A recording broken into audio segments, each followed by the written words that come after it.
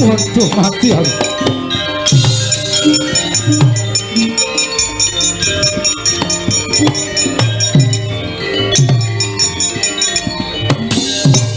Mati sing aku krocok tumbak ora kelakon mati derajat topo barang.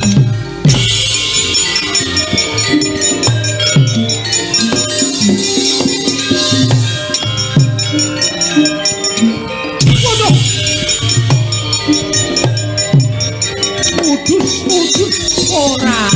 Iya, ora. Iya. Ora keneng.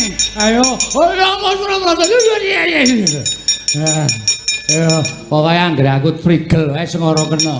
Asem kowe gleleng tenan. Ora ngomongi. Seneng nek cengelku bonyok. Wong kuwi senengane sok kemetok-ketok.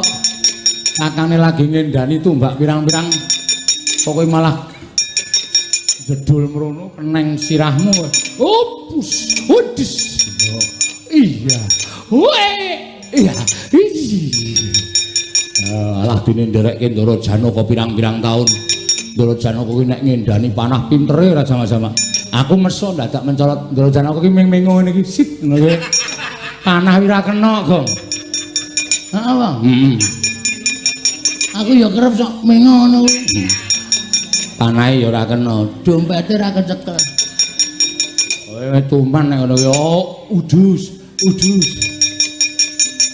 Bapak lunga ta apa biyong meteng tua tes dadi banyu. Mana? Aku wong suci. Ora tau colong jupuk.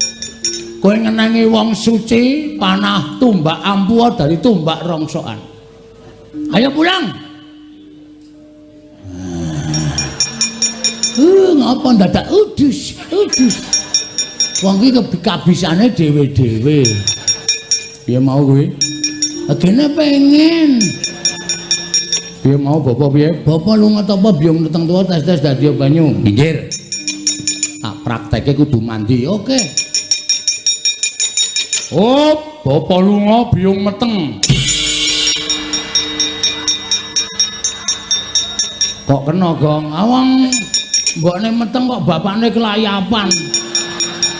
Asing tenan. Bapak lunga ta apa biyong meteng tua. Tes dadi banyu. Terus omong kaya aku mau. Oh iya. Mandi ya, mandi.